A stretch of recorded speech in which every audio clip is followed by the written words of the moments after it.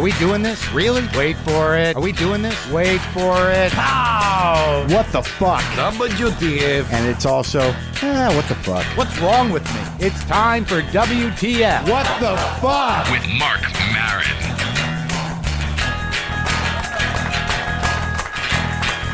Thank you. Welcome, what the fuckers, to the live taping of the podcast WTF with Marc Maron. I've never done this before. I'm very excited about it.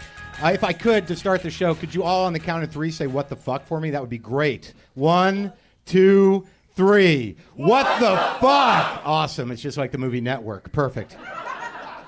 I really appreciate you guys being here. I got to do a couple plugs because I got to do that live. Hi, how are you? Nice for you to come. For those of you listening in your car or on a treadmill, woman just walked by awkwardly and went to her seat. So, as you know, my sponsor is justcoffee.coop with WTF in the window. Hold on. Pow! I just shit my pants. It's good coffee, folks.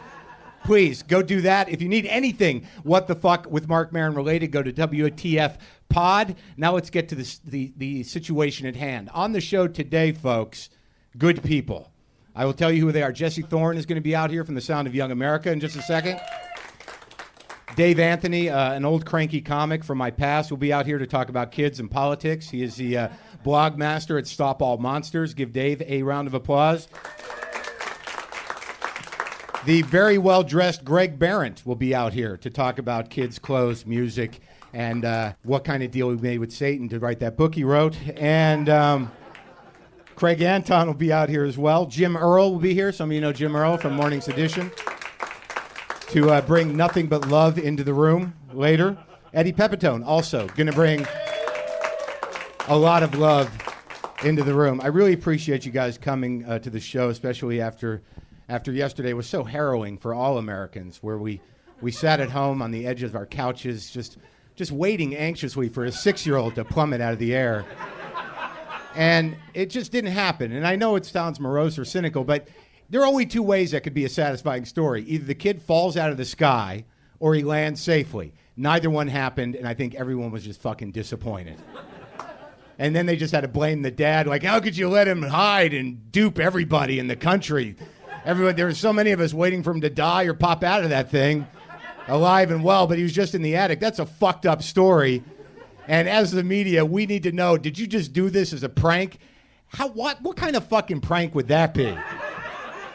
I mean, if you're going to try to draw attention to yourself, why would you go out of your way to buy a retarded balloon that you have in the back of your house and then tell the media that your kid might be in it? To what end?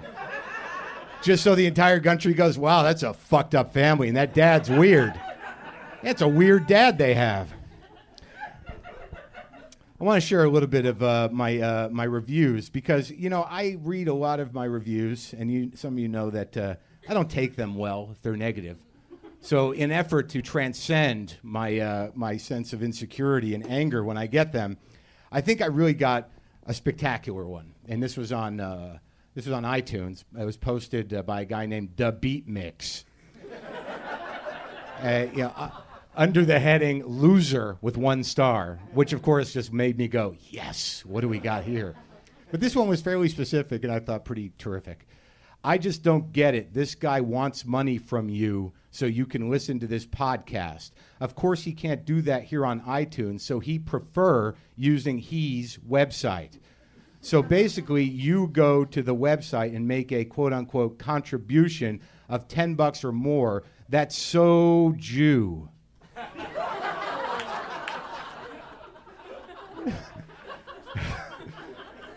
No wonder his wife dump him. ...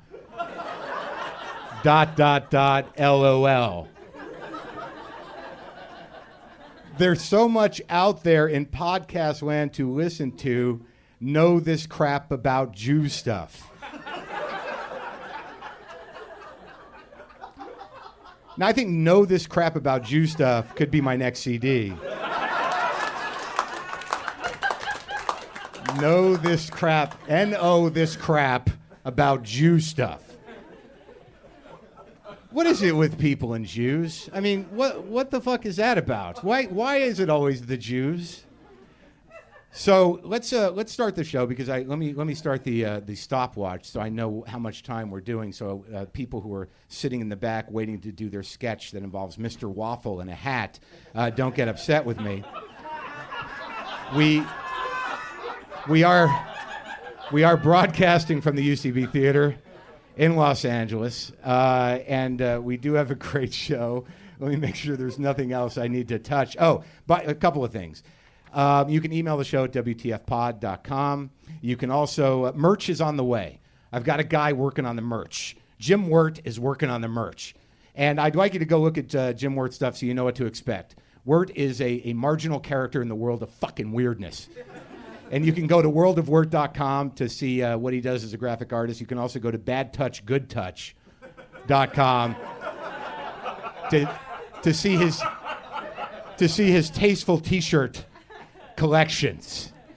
Upcoming guests, I have Al Madrigal, Jack Boulware, John Benjamin, Greg Fitzsimmons.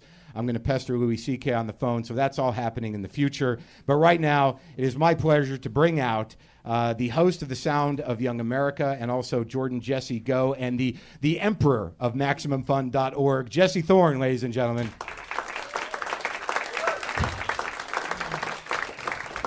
Jesse Thorne. How are you? I'm good. We're not doing the waffle hat bit. Is that... No, that's out. I'm glad you took the hat off on the costume before you got out here. I know you're probably saying, like, what kind of mic is this? This is not the mic. Yeah, and then it just pops out. See, if I had bought the mics that Jesse told me to buy, we wouldn't have these kind of problems. Jesse has mentored me through the podcasting process. Jesse, how long you been doing radio? I've been doing radio 10 years. I think you might have been on like the first or second year that I ever did radio. Well, that was the funny thing is like I get this email from Jesse like a few months ago. Do you want to do my show again? And all I remembered about you was that we did an interview. You were outside in your underwear in the rain or something. So I, of course, dismissed the email. I was like, I'm not fucking doing that kid's show. And then I'm sitting in my kitchen eating, listening to NPR New York. It's like, hi, this is Jesse Thorne in The Sound of Young America. I'm like, holy fuck, I better email that guy back. Apparently he's off the street in his underwear and he's got a legit operation going on. That is true. I did actually, the first time you were ever on the show, I was literally standing at the base of the UC Santa Cruz campus in the rain in my underpants. And I was on the phone and you kept saying, we're in our underpants in the rain. And I kept saying, okay, and who's going to hear this exactly? And that was my first experience with you. Thousands of people across the city of Santa Cruz. That's who heard it. I shouldn't have condescended. That's the story of my life.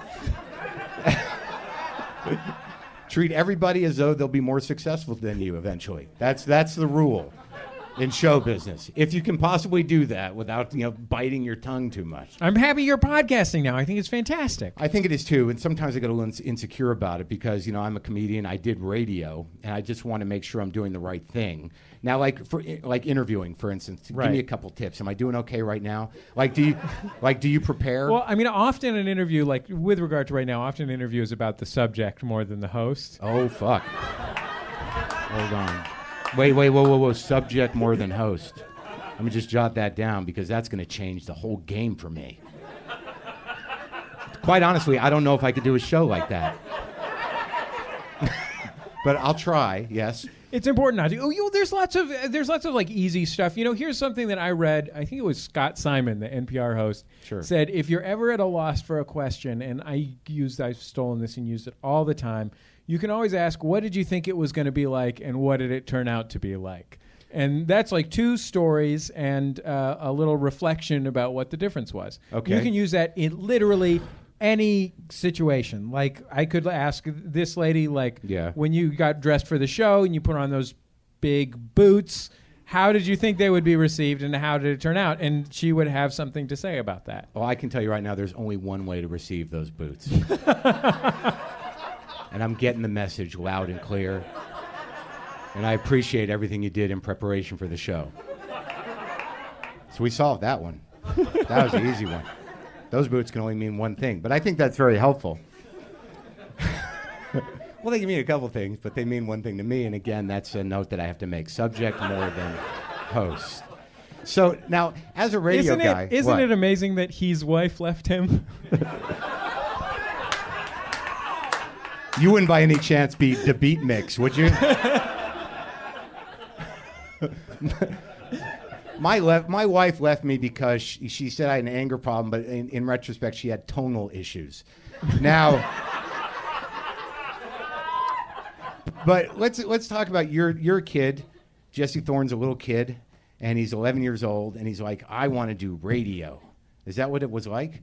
I feel like that's what when I hear someone, like if I go to a public radio conference, like there's this big conference. That sounds electric. there's this big conference in Chicago called Third Coast, and it's a lovely, like all the people are very sweet, and they're all making these documentaries with a lot of like the sounds of leaves crunching underfoot, and you know what I'm talking about, right? Like burbling brooks behind I'm standing in, blah, blah, blah, blah, blah.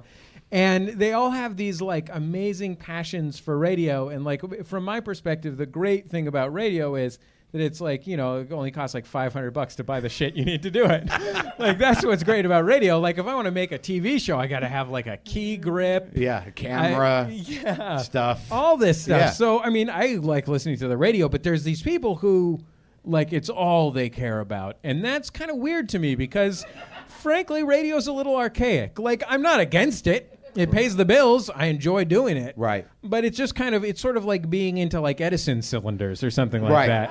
Like, you haven't heard music till you've heard it on wax. But there's something nice about that. I find my experience with radio has been that the fans that you get from radio really fucking know you. Like, because you talk, I'm candid. I talk about myself a lot. Even in an interview context? Yes, exactly.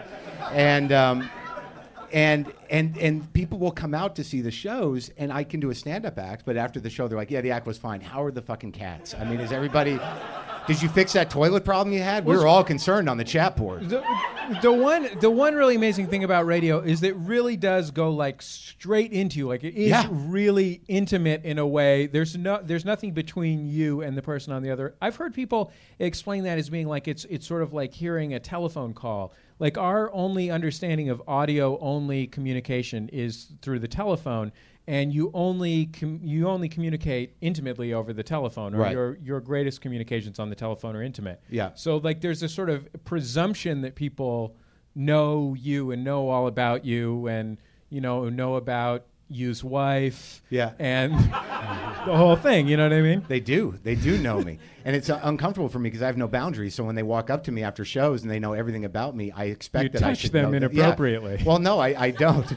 But I don't know whether I'm supposed to go eat with them or it's unclear to me. What have you ever had this happen to you? This is something, and like I'm the same way. Like my whole thing is about like communicating with my audience and twittering and responding to emails and stuff. But a lot of times someone will come up to me and talk to me and engage me in conversation without introducing themselves. Yeah. And I don't know how to handle that. Yeah. Like I don't know at what point in the conversation it's okay for me to say, yes, I've never met you before. Yeah. Like, not that there's anything wrong with engaging me in conversation, but like a hi, I'm Jim. Yeah. Would be great so that... Well, they were just listening to you in the car. So somebody comes up to me and asks me how my dog is doing. Yeah. And I don't know what their first name is. But that's. I'm glad you find this entertaining. The audience is just like, this guy's fucking. This guy won't even talk to his fans. Now you know. That's the only reason I had Jesse on, to push him out of the game. No, you're. I'm ceding control of my empire to you, Mark. Oh, thank you. I wouldn't know what to do with that. I think I don't know if our fans are the same, but I know that they're people. And that they listen to things coming out of speakers, but that's the kind of insights I've come to rely on you for, Mark. But like what you were saying before is that they have this conversation with you, and I just if people come up to me who know me, I'm more than happy to make myself completely available and talk to them for a while to the point where they're like someone like my fans. I don't know when I became this guy, but I always, when I was a kid, I thought that I was sort of like, on the edge and fucking hot, the guy. And now I have fans that bring me cookies and baked goods. Well, you're a celebrity baker. You have to come to terms with the fact that you are a celebrity baker now. I know. I'm a weird guy to a lot of people. Like, he's really angry, but he bakes and has cats. What's that shit about? It's magical. I'm challenging the archetype of masculinity. Baking is... fuck you, cat guy. Baking is a great way to spend some time with yourself while you're doing something with your hands so you don't get too nervous and upset. That absolutely. It focuses, and all I know is that at the end of it, I can eat some really good shit and give away the rest. I like to slow cook meat. That's my I'll cook some ribs or something. How many of you knew that about a savory Jesse treat? Jesse Thorne's a slow meat cooker. Some people insult Marc Maron's interview style, but he gets the kind of insights that you don't get anywhere else. I've heard Jesse Thorne be interviewed thousands of times for some reason. And never has the... Have you ever brought up the smoked meat thing? I've never brought up that's exclusive. It's exclusive. That's a headline. This is some daily news shit. If anyone's here from TMZ, get it on there tonight. Jesse Thorne, smoked meat guy. So the other thing I wanted to ask you before we go, well, you're going to stay and we're just going to move people down like they used to do on The Tonight Show when people actually talk to each other, was this blog thing. Now, as you know, I have I don't read my emails and reviews obsessively, but there are some fucking dicks out there. And I'm amazed at how intelligent and focused they are sometimes. That is amazing. The other day I invited these guys, super nice, super talented guys from this great podcast called Yeah Dude on my show. And it was I don't know, maybe it wasn't our number one show of all time, but I thought it was a decent show and they were fun and funny. And a couple days later, because I don't obsessively check my reviews or anything either. Come on. I thought, well, I wonder if anyone's talking about the show on their message board. Yeah. So I clicked onto their message board. At this point, Mark, you're looking at 10 pages of thoughtful, incisive paragraphs of text about how untalented I am. Just the most focused, detailed invective. And it's one thing because, you think of the internet and you think of you post a video on YouTube, you expect some people are going to call you a faggot. That's just the reality of it. And I can handle that because the fact is I'm kind of a faggot. And if that bothers them, then they're going to be bothered by me. I've just come to accept that.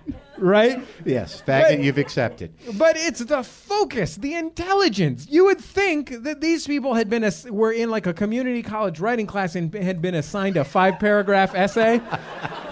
They're making citations about how horrible I am.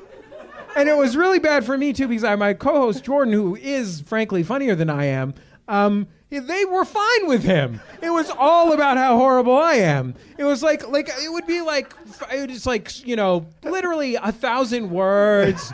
He's a faggot. He doesn't listen to people. Why does he always talking about power jams? Which I talked a lot about power. My power jam is You Dropped a Bomb on Me by the Gap Band. And, and then at the end of that, 12 paragraphs of invective, it would be that Jordan guy seems okay. I don't. Well, that's a great story, and I don't get faggot. I wish I could get faggot. I get it's neurotic, whiny, faggot annoying. is nice because faggot is it's clear. Yeah, it's hits home. Certainly, it's mean, but I don't have any problem with homosexuality. So it's sort of like them saying oh, he seems like he's, well dressed or something like that. Right. I can accept that. I can work with that. But when you're talking about an untalented hack, or you're talking about representative of the global Jewish conspiracy. Sure. Me. I'm part of it. That's a little bit tougher to defend against. Yeah, and I'm amazed that some of them are so smart. They're very lyrical. They can write well. I mistakenly... There's a melodic quality. And I got to thank one of them, actually. I found myself on an Opie and Anthony on an O&A thread because I had appeared on their show, yelling about my ex-wife. And they were all sort of this guy, why doesn't he just shut the fuck up? I mean, enough with the ex-wife already, get over it, blah, blah, blah. And then one of them says, this had to be an O&A fan. And they linked me to apparently one of these guys who, we like to hate or don't like posting about us, had gone to my ex's fiance's Wikipedia page and added as part of his Wikipedia entry and is now poorly fucking Marc Maron's ex-wife. And and I didn't know about it, and I was like, these guys aren't all bad. They're not all bad. Sometimes they'll show up for you in a pinch. All right, It's like having that one friend that fights too much. Yeah. Sometimes they're useful. Yeah. Sometimes you're glad he's around. All right, Jesse Thorne, ladies and gentlemen. You can leave it out. Why don't you, let's talk real quick about the event so you can sell some tickets. Mark is kindly enough agreed to appear. I put on this thing called Max FunCon, which is it's sort of like a halfway between like a comedy festival and like a Wayman Tisdale smooth jazz cruise.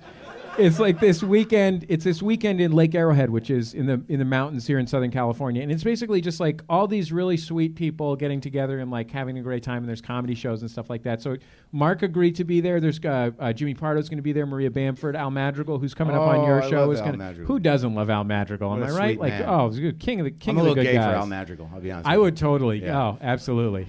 I like his wife too, though. So maybe we can do. Never mind. Okay, what were you saying? Anyway, sorry.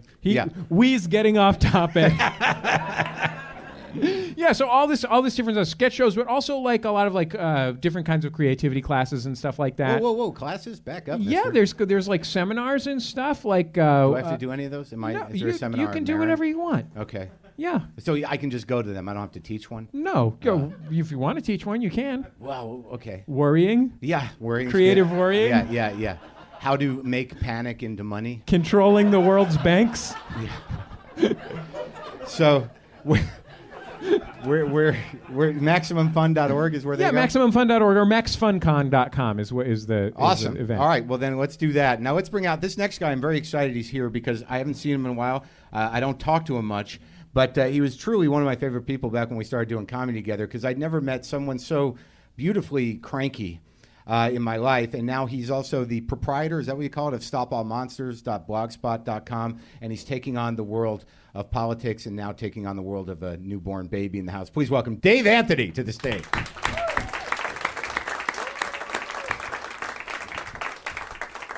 Hi. Hey, buddy. You're exuding the love and charisma that I always appreciate about you. Thank you. I am a bundle of energy and happiness. Yeah, I can feel that, and I think everyone here can, as soon as they figure out what just fucking went wrong in the room.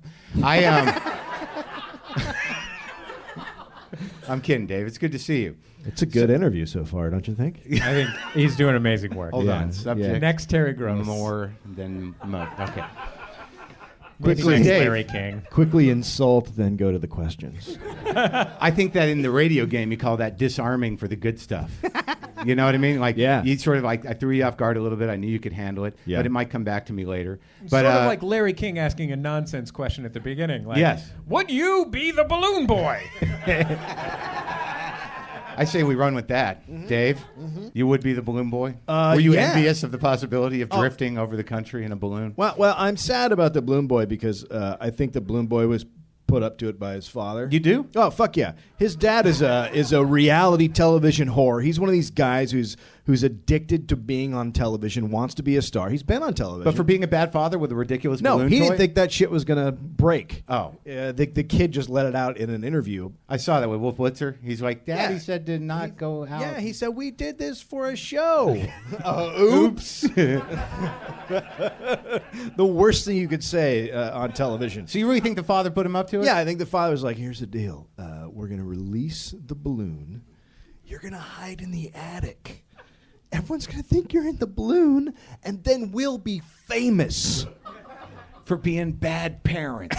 I don't understand the angle. Because everyone's going to think you're dead, and then they're going to want to give us a TV show. Oh, so you think that... Because I make crazy inventions. Okay. Yeah. So you were thinking he just said, you might be in the attic for 6 months a year. No. Feed you. It was going to be revealed that the kid was hiding. It wasn't like he was turning him into Anne Frank and tossing him up there. He was gonna be released in a couple hours, but he thought, for a while it'd be, and he did. It worked. The whole world was watching. Now, I didn't know you had a kid until recently. How did that happen? The usual way. Yeah. Years of going to doctors and insemination. And yeah. Are you serious? I paid a lot for this suffering. Wow. Yeah. My brother went through that too. Yeah, we had all Is that kinds a lot of like? How does that work? Is that a lot of masturbating? It's in the great. cups, No, or? it's great because the women get this awesome experience with fucking fish tanks and all kinds of nice shit going on, and then the men get like pushed out where there's a dumpster in the back and you jerk off in a cup. And then you fucking hand it to some guy named Louis, and he goes, "Yeah, thanks." And he looks at it like, "Nah, it's not really a lot." And you're like, "I don't. That's what I do." And he's like, "Oh, good luck." They emasculate you on two levels. They say that's not real a lot. And like, let me see if I can deliver the goods. Yeah, look, we were going to a place in Beverly Hills, and the guy should be paid extra. I mean, the guy should be paid a lot of money to go, "Nice, you this cup is woo. You are a bull." But so you do that for a while, and then we did one round of the take the eggs out. Oh yeah, that was awesome because they came. Took my wife away in a surgery, came back and went, "There were no eggs," and we were like, "That's $10,000. That's a nice thing to hear. $10,000. I thought you were going to say it's her fault. It was. Oh, but go ahead. It wasn't my fault. There was no eggs in there? Yeah, basically the eggs had already shot. They had already gone on their way. Well, this is a sad story. How you gonna pull us out of okay. this? So blah blah blah. We spent thousands of dollars. The doctor's always trying to get you the most expensive thing to do and blah. And then she goes, "I'm going to stop. I can't. It's too stressful. All the hormones will drive me insane." And then she gets acupuncture for 2 months. Bang, pregnant. Yeah, an egg happened from needles. Yeah, That's amazing. yeah. So now, do you like this kid? Yeah. Yeah, look, I like him. I love him. He smiles. He's fun. At the same time, he has destroyed my life. Why? Because I as a guy who's an actor and a writer and a comedian, I've spent my entire life getting to a point where I had complete and total freedom. Like that was what I always wanted. Yeah. I wanted a job where I could make a decent living and go to a cafe when I wanted and go do whatever the fuck I wanted any time. And now that's all. I didn't know how much it would be over. This little fuck ruins your life. I feel like I'm going to wake up one night and he's going to be hovering over me, just like sucking the life force out of me. What do you call the kid? Asshole? No. I call him Finnegan. That's because that's his name. His name is Finnegan? Yeah, he's he's going to be a little drunk Irish guy on a bar.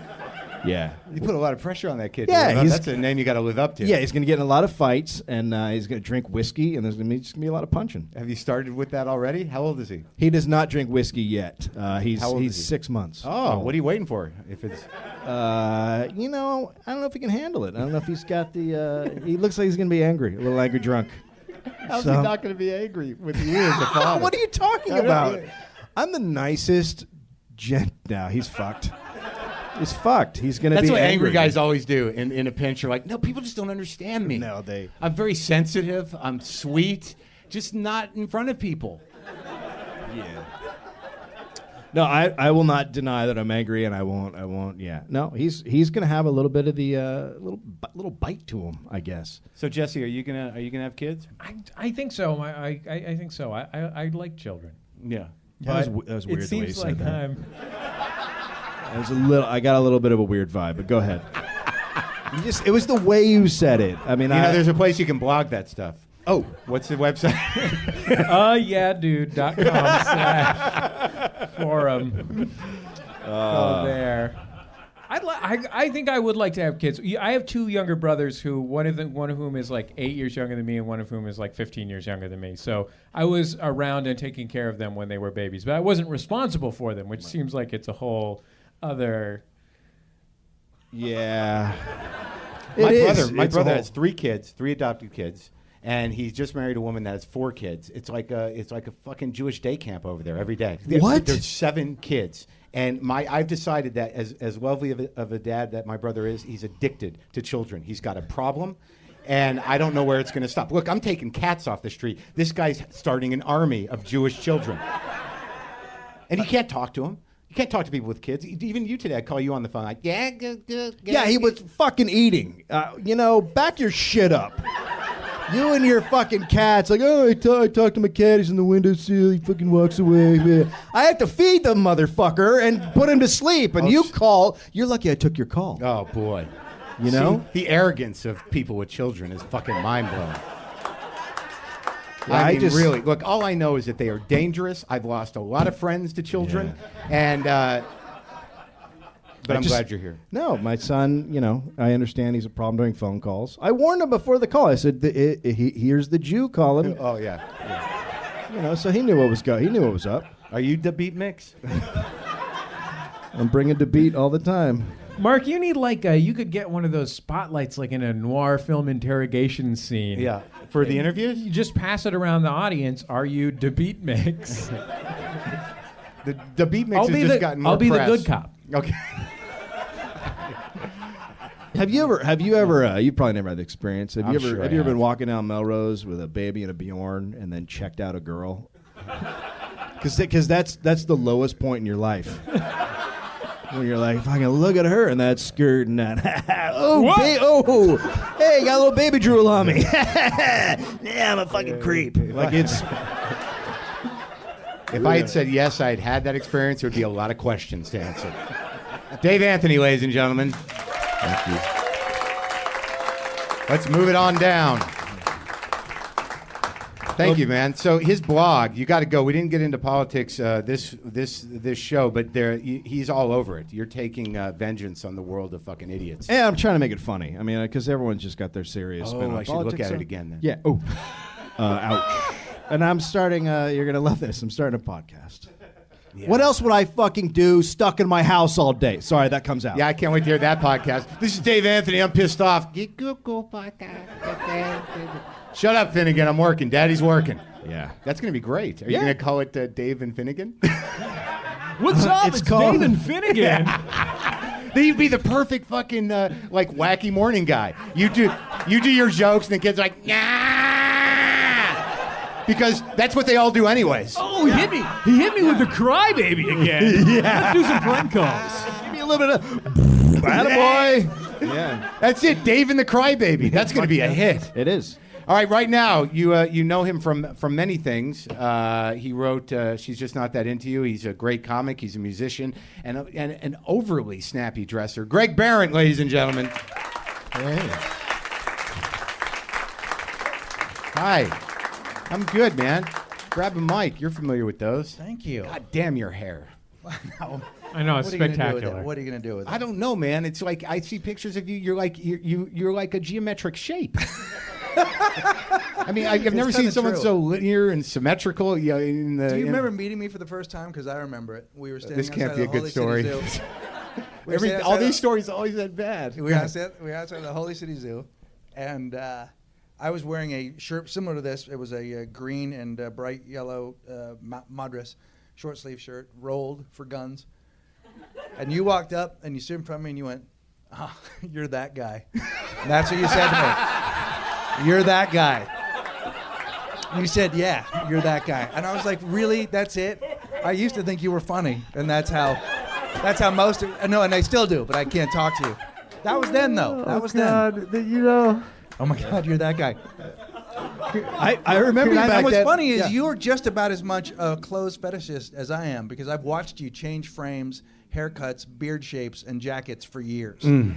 Yeah, if I just fucking committed to one like Jon Stewart did, I would have been a different ball game for me. That guy was so precise. It's like, I'm sticking with this and just the bland clothes. So that's it. Yeah, and that's it for a career. You think that's the difference between you and Jon Stewart?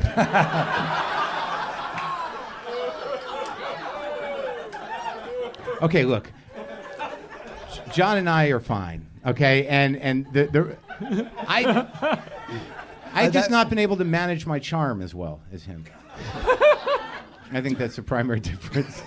It does overwhelm and overpower audiences sometimes. Yeah, your charm. With mine or his? Oh, yours. Yeah, you have to manage it better. Yeah, that's right. Yeah, I have to focus people it. over. And also, like, I don't have a repertoire of faces that I need to make. I don't, do a lot of the, But I'm not. I have nothing against John, but there's a lot of faces not at all. involved. No, I get it. We're all looking. I'm not going to tell the Jon Stewart story because it's just not. It feels like we should hear it, doesn't it?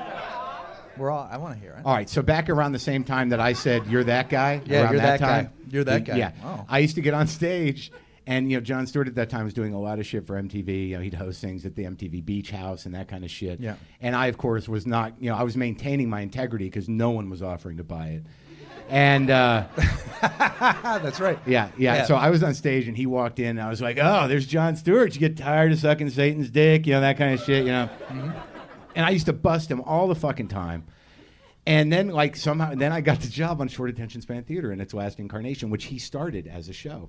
And he'd always been nice to me about letting me on his shows and stuff. So he had the Jon Stewart show at that time, and he let me come on to do stand-up. And I walked in, and I'm like, so basically, you're that guy again, that attitude, whatever the fuck I said. Sure. And he just looked at me and goes, wait, whoa, back up.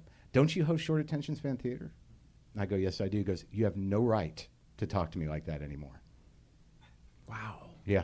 Took you down a notch. A couple of notches. Wow. But he had to say that to me several times in several different events before he just fucking wrote me off altogether.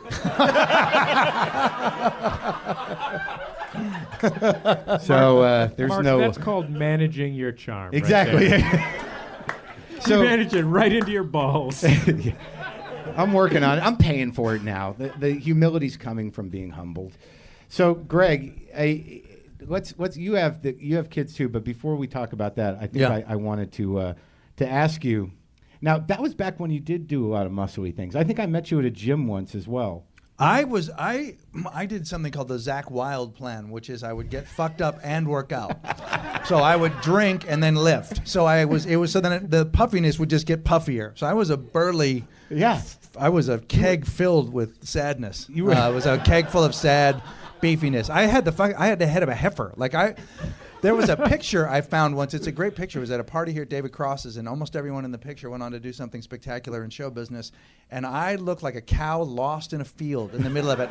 I've got more neck. I've got chin just going into neck, into shoulder. I remember that. You were that guy. I was just like, I was that guy. Yeah. I mean, I'm not saying I didn't deserve you. Hey, you're that guy. But I think I was smiling, which I think upset you. I was like, hey, and you're like, you're that guy. I am. Half glass full, even as an alcoholic.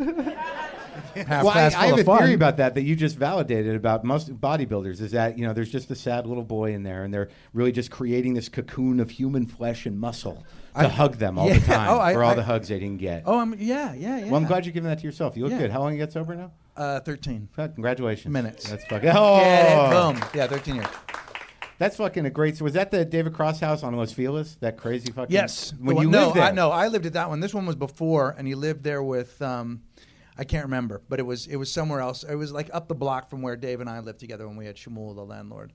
Right, I remember that place where Armenian. Dave painted that BMW with all those colors. Yeah, that's right. Yeah, painted his car. So let's he basically one afternoon he said, "Let's ruin." Well, he did. He basically said, "Let's ruin a car," and then we all got together and painted on a decent automobile. Yeah, it's something you do on mushrooms in college to a wall in a dorm, but not to a fucking automobile. Yeah, no, exactly. Yeah, there we go. Wreck it, and then you're that guy driving around town all the time. You're let's put douche on the fucking plate, the douche, and there he is. Oh my God, that guy looks just like Curious George, and it was Dave Cross. So he does a little bit, doesn't he? Yeah, I mean, think about it. No, but let's take a while and think about it. I think Jesse's upset about a radio violation that happened. Which one's what? What happened? What? Well, you guys aren't bringing the audience into these reminiscences. Greg did a good job, though. Greg's a pro. No offense, Mark.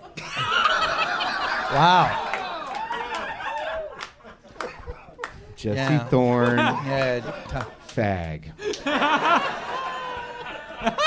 Yeah, see, now you're that guy. You're that guy. Uh-huh. Well, I thought that I assumed a certain amount of intimacy. I apologize that I didn't do it NPR style, where stages are set like commentary pieces in NPR always revolve around I remember my grandmother's brownies. It's like, oh, this is gonna be good. Where are we going with this? I have noticed a distinct lack of atmospheric sounds here. Yeah, I think we need more atmospheric sounds, like birds and traffic stuff I can lay in and post. Oh, absolutely. Yeah, I can do like a wheezing. Yeah, that'd be good. That would be good. Just in the back. Oh, look at this. You guys are comics. Oh, shit, we got to keep going. I just went next door and I bought these comedy records. Look at this. I got George Carlin, Class Clown. Oh, wow. How important was that in your life? Look at that. Beautiful, right? This one, Richard Pryor. Holy Smoke, right? And this one, I have not had a copy of. This is Tammy Faye Baker. In the Upper Room, it's called. Which, ironically, she is.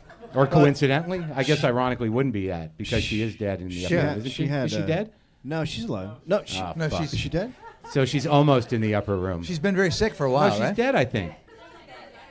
I think some people still believe she's alive, which is exactly what she wanted. Right. If this was Who Wants to Be a Millionaire, I'd be fucking hanging on that one right there. We need someone with answers. Yeah. So, Greg, I've always wondered, because of the book and because of what you've done with your career and stuff, which is all good. Tell me about your audiences. I always picture like a room like 2/3 filled with like 50 to 60-year-old women who are very excited to see you, and then a couple of hipsters. It's Dave and I go on the road together quite a bit. You named your kid something Irish, right? Sean Hannity. Is that what you call your? Oh, Sean Hannity. What do you name him? Finnegan. I'm like, why'd you just call him Sean Hannity? It's so weird because that joke is gonna at some point lead him to just beat the shit out of you. Fucking whiskey rage. Right. Where you going? I'm going over to Barron's. That's it. All right, buddy. Yeah, get it out. Time is now. Don't get it out on Daddy. I mean, Daddy put it in. You take it out on Barron. Yeah. That's how it goes. Do you have audiences though that they're surprised by your act? I guess is what I'm saying. Yeah. I mean, there are a handful of people that'll walk out. For what reason? Just not funny. That's straight up fact. Just not funny. You are funny. No, there are women that think that there will be it's a seminar or a lecture or something, and then they get really upset, and then there's language, and I don't talk about the book for a very long time on purpose because I like we're comics, so you like do you want something? I'm not gonna fucking give it to you. Yeah. Even if it would make you like me more, I'd rather struggle for half an hour till you realize you're not getting it. Then I'll mention the book and then breeze right on. I use it as a segue into anal sex. So, which then they don't like that as much. But Dave comes with me. I don't know. The audiences vary, but it's a lot of girls. It's mostly girls, and they're young. They're young. They're like, you know who they are. They're the ones who are getting to that age where they're freaked out that they're never going to find a guy. So they're like 35, maybe 33 in there. But so it's just in a a room good full way. of ovulation. There's a cougary thing happening. Yeah. But it's also like if you go like in Tempe. Like if you went to Tempe, you wouldn't believe. Like you'd only want to work with me. You'd go, I don't want a headline. Just come with me because the women are outstanding, and it's I won't stay after because a lot of times they come and then they want to talk and then there's tears. So it can't happen. It can't happen. Yeah. But that's because I get at him first and then I push him down to Greg. Right. I really make him cry. How did I get touched in the men? They want to know why that man touched them. This is quite a pairing though. You two on the road because you're pretty sweet, a congenial guy. And then the thing that's great about Dave is he's a palate cleanser, but right up front, like they know, like it's gonna be like Dave's a great no, it's stand up and it's not gonna be cute. Like his whole thing is like this is not stand up's not cute. It's like bad man, good man. Yeah, exactly. Right. Dave goes up and then I'm like, no, men aren't that bad. What? This is how it's always been with you, by the way. When I leave talking to you, I feel like I've been covered in tar. Now go ahead. Well, I guess I'm that guy. Well, I like that it doesn't happen until you leave because that's how good I am. Like that people walk away, they're like, was I just raped? Well, yeah. I thought we were having a conversation, but now that I think about it, I've got like Maron goo all over me. I gotta go do and it doesn't come off. It's like a week of But I do it to you because I love you and we love each other and we've been around a long time and I think you can take it and you've made me laugh a lot. We've been in cars together where I've listened to you being bitter. No, I feel like I'm talking to like my dad right now. What the fuck is happening? I do it because I fucking love you. That's why I do it. I'm teaching you a lesson. I'm learning you. Let's bring out another daddy. Let's do it. Our next guest is a great comic and a great friend of mine. Now, you've got, how old are your kids? 7 and 4. 7 and 4.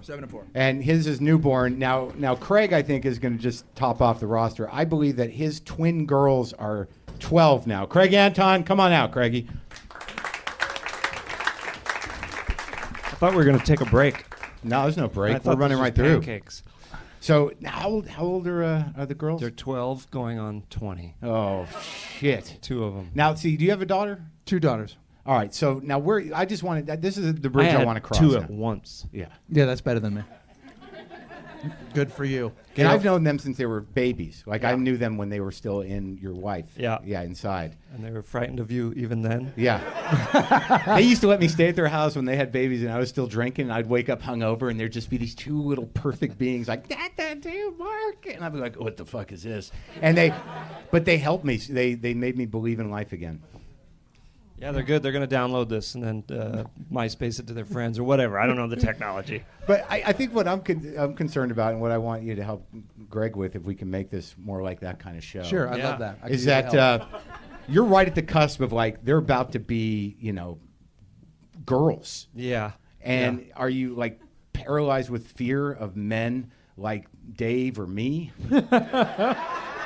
No, because already at 12 they've rejected me. So I mean, it just happened overnight. Just one day, and I said, "Hey, buddy," and they're like, "Don't touch me anymore." I mean, not really, but it seems like there's a curve, there's a turn going on, and see, that's why I could never be a parent. Because if that happened to me, I'd be like, "Well, fuck you too." I don't need this bullshit. This is my fucking house. You're gonna treat me like I'm an asshole? Why are you crying now? Why are we crying? I get that. That's good. That's good parenting. That's good. You know what? That would be good parenting. We have a sitcom here, Narcissist Dad. Yeah. I love it. Love it. You don't get to have your own feelings or opinions. So Craig, But is that weird? Yeah, it is weird, but it's also, I think it's just their mind is growing, and women's minds grow 4 times as fast as men's. And women are superior. Shit. Yeah, write that down. And they've just evolved into smarter people, and it's not I don't want to say it's a girl-boy thing, but it's as young people, they are smarter. They've figured out how to negotiate the box, and they're way ahead of me. And it's frightening, and it's over. I'm going to go ahead and ask the box. Yeah, Yeah. I didn't want to. Well, I didn't want to go there, but you went ahead and went there. What box is Yeah, that? which box are we talking It's about? a Chinese box. Okay. that you keep them in, right? I think the dudes that small- wrote The Matrix built it, and, or some Japanese anime wizard. Anyway, it's very complicated. There is no combination. The combination is always changing. Here's the other question I want to ask Craig and Greg is that, and myself, but I don't think I went as far along with it as you guys did. Now, you guys, I think the dream originally was music, wasn't it, fellas? Yeah, for sure. And Yeah. you both still play in bands, Yeah. and you're both working comics. And now, is that just for fun, or? Well, I think it has to be, because who wants to see us? Do you know what I mean? Like, it's not that's not a choice I've made, but America itself has said, and I play in a surf rock band, so who gives a shit? If you've ever, here's something fun to do. Go YouTube Surf Rock Festival, and then you'll see some dudes in Hawaiian shirts, not us. We have outfits with fascist armbands, but you'll see 3 guys in... They're a serious surf rock We're a band. serious band. But it'll say Surf Festival, and it'll be 3 guys on stage playing surf music, and then one soul will walk in front of the camera, and you'll realize that they're in an empty fucking club. Yeah. That's how many people go to a surf festival. Nobody cares. So I picked that genre so that it's already losing at the beginning, so I don't have to have my feelings hurt. Well, that's interesting because Craig picked it equally as esoteric genre. What would you call yours? Is it shockabilly? Yeah, I call it Scarabilly. Yeah. Yeah. We wear masks and we play dirty 60s garage rock. So you guys should do a double bill. We have. Oh, Yeah. okay. We have played We're together. going on tour as soon as he can foot the bill. Okay, now the band names, fellas? I'm in a band called The Reigning Monarchs, which And is your band available is? online, thereigningmonarchs.com. You can download the record for free.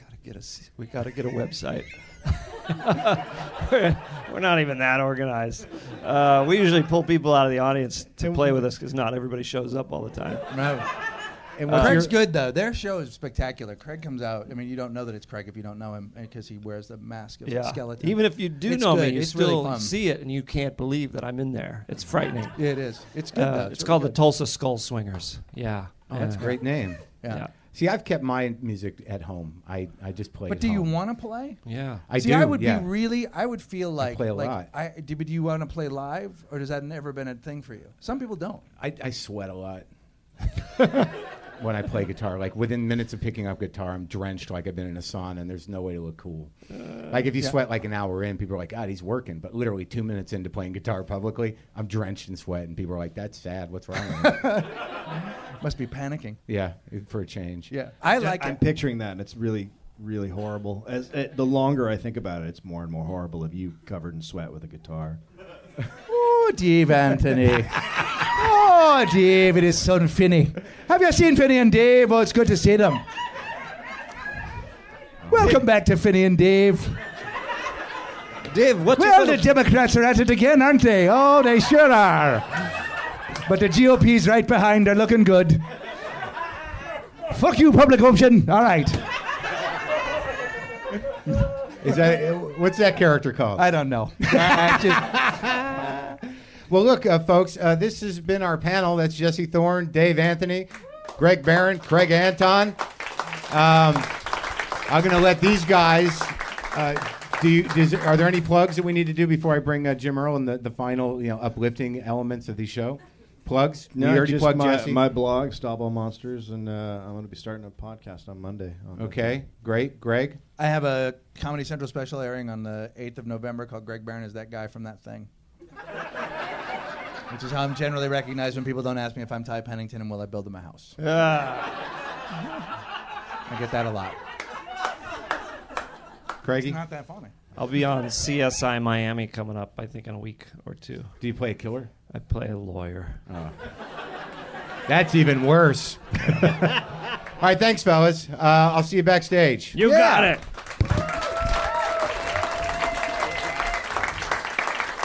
You guys are hanging out, right? I'll buy you a hamburger or something. Now, this is the point of the show. This is very exciting for me because I've worked with this gentleman, for years, and I think he's a genius, and I think some of you know him and you know his work. And he's going to be doing something tonight that I've not seen him do, and I want to make sure that I introduce it right. Jim Earl is now going to come out, and he is going to do long-form improv with two simple objects, and he told me this could go on for a while. So please welcome Jim Earl.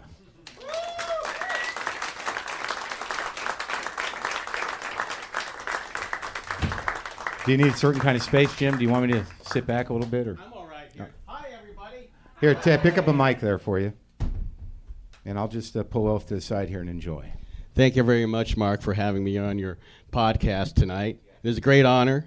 And thank you for everyone here for showing up tonight. Give yourselves a big hand for doing that. Now, for the next 30 minutes, I'm going to be doing long-form improv, utilizing these two simple everyday objects: a ordinary plastic bottle of water and a stool. Now, I need your help on this.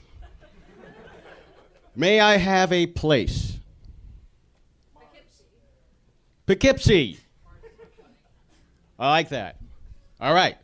We have a bottle of water, a stool, and Poughkeepsie.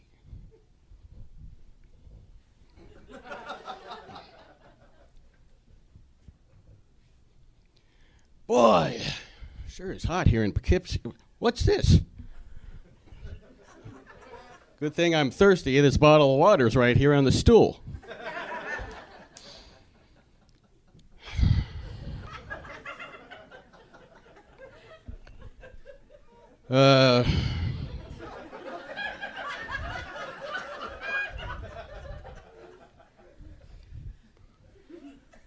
I can't do this. Can I just put this aside for a minute? I have a kind of a confession I'd like to make to you people. I've done some things in my life that I'm not very proud of. When I was 5, I started stealing bundles of cash out of my father's desk drawer on a monthly basis. And after a few months, I learned that our parents could no longer pay the mortgage, and we lost our house. So we moved to a different neighborhood, a different city, and by the time I was 7 years of age, I had tortured or killed every cat and dog within a 5-block radius. When I was 9, I set a church on fire full of retarded senior citizens.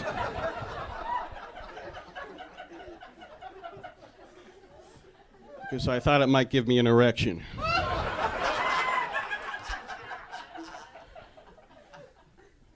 They weren't retarded, they were Masons.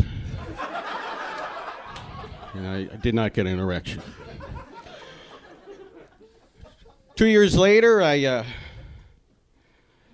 set another church on fire full of Baptists. And yes, I did get an erection. By the time I was 13, I had seduced my own sister and married her in a secret ceremony in my uncle's basement.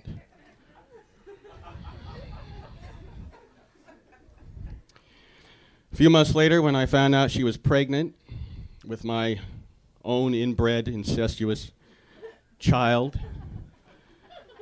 fearing that someday he might grow up to be more powerful than I tied her to the bed, took the bayonet that my father, part of the world's greatest generation, by the way, that my father had used when he parachuted into Holland. I took that bayonet, I cut open her womb, ripped out my unborn, inbred, incestuous child, and devoured it before the pleading and terror-filled eyes of my sister wife.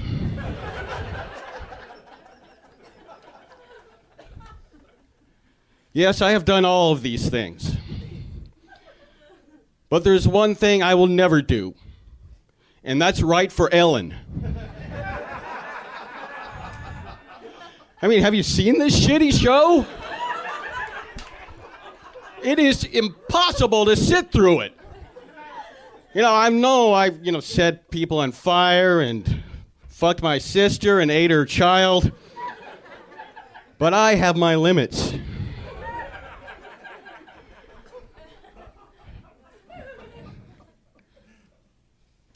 Anyway, Poughkeepsie. Right? Poughkeepsie. Yeah, we're at Poughkeepsie. I got this stool and this bottle of water. And, fuck, I can't do this. I'm sorry, Mark. I think that's all I... It's okay. I appreciate your honesty. Yeah, man, there's one thing I appreciate about you and your shows is there's just the stark, disturbing honesty. Yeah. That you exude. Yeah. To all of your fans. It's always a pleasure to work with you. And I'm really glad you're back. And I think a lot of people are very happy to see Jim Earl. Hey, well, thank you. Well,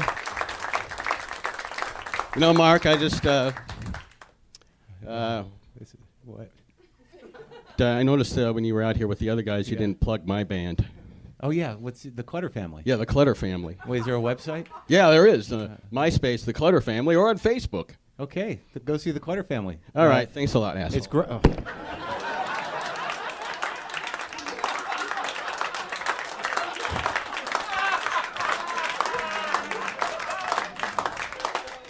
Jim Earl, ladies and gentlemen. Wow. It's good to see him. So I can think of no better way to close this out. I know we ran a little long, and Mr. Waffle is going to have to wait, Jimmy.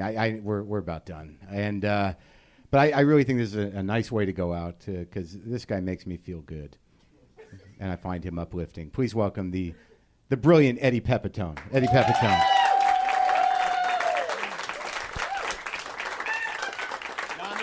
Pick up a mic.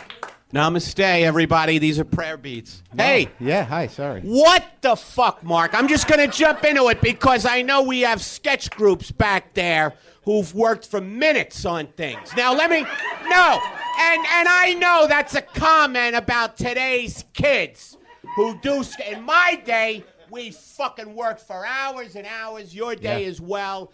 I don't think it's good enough, we would say. And then eventually we would come out on stage and fail, whereas these kids, these fucking kids run out on this stage, like Mark said, with waffles in a hat, and bang, they're on fucking Parks and Recreation. Fuck them. Fuck them. Now, and fuck Parks and Recreation as well, which is so fucking boring, I want to kill myself and my family. If I had a family, I do not have a family, but if I did, I would murder them in front of Parks and recreation when they're talking to the camera about the other characters in the show, and you realize life is such a vapid whirlpool of nothing. But that, Mark asked me to talk about the balloon fuck yesterday, and I will. Now this is what gets me about this fucking society now. I used to think Wolf Blitzer was a journalist. Guess what? I was dead fucking wrong.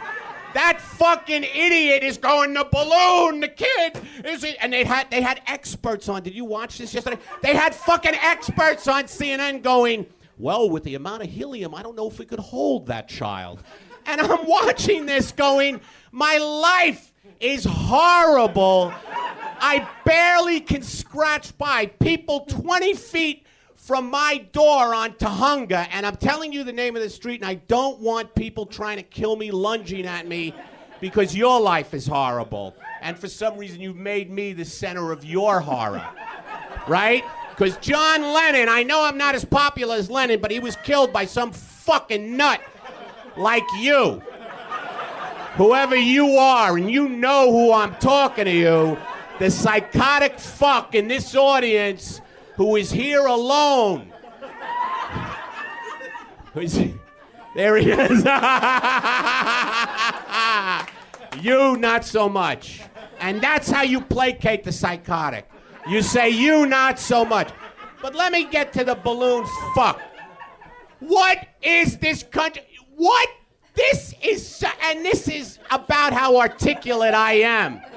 And I think debate teams should have guys like this, like just a blue-collar guy who's so angry. I think like the Harvard and Yale debate team should have one guy from Brooklyn who's so fucked over by life that he just goes, I'll tell you. And he can't get it out. And that would be a great debate. Because people, look, it's the language of the heart. Words, you could suck on words. It's the language of the heart. I have one follower on Twitter. One. And he wants to kill me. Namaste. These are prayer beads. I now go into the Bodhi Tree bookstore next to the Earth Cafe, and I'm like, please, give me a set of bracelets that'll change my fucking life. Can you do that? And they do. By the way, why aren't the people who work at the Bodhi Tree bookstore nice? They give me this fucking attitude. Anyway, I don't want to talk about that. I want to talk about the media and the distractions, because that balloon kid yesterday, that balloon story was nothing but another fucking distraction. The fucking, we are getting bent over, and by we, I mean me. We are getting bent over and fucked by corporate America. And I know you are leaning that way. Corporate America. No, because all your comedian friends you had on today are in bands. Look, we're comedians. Let's fucking tell the truth. Not enough comedians tell the truth. They get on stage and they talk about, oh, hey, the inside of pizza is filled with cheese. Who gives a fuck? Wall Street is fucking us. They're fucking us. All these they have people living in tents now. There's 5 people living in the ass of someone. That's how bad it's got. I've been to that neighborhood. So stop distracting us with these fucking horrible stories. And I got to admit, I get distracted too. I'm on Facebook and Twitter a lot, and you could just lose yourself in the internet. And I'm sober too. You've had sober comedians out here. I have upwards of like 30 days. And why do I have to be conscious for the horror? Why? Why do I have to be conscious for this horror? That is our reality. Let me drink. Let me smoke. Who's stopping you? My sponsor. I'm competitive. I am competitive. When I go to AA meetings, I don't want to admit I have 30 fucking days. I say I have 12 years and let them go fuck themselves. Let them go fuck themselves. You just warmed up to the psychotic. I know.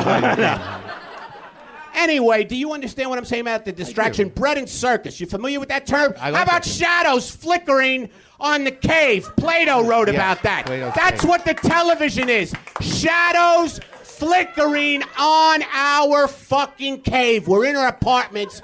We're in my case, an apartment. You may have houses. I've had apartments my whole life. Just in the apartment, just watching the little shadows. What did Blitzer say, honey? Turn trauma up. That's a new show, Trauma. Why are we relaxing to a show called Trauma? Turn trauma louder. Anyway, sorry. Namaste. Eddie Pepitone, ladies and gentlemen. I love you.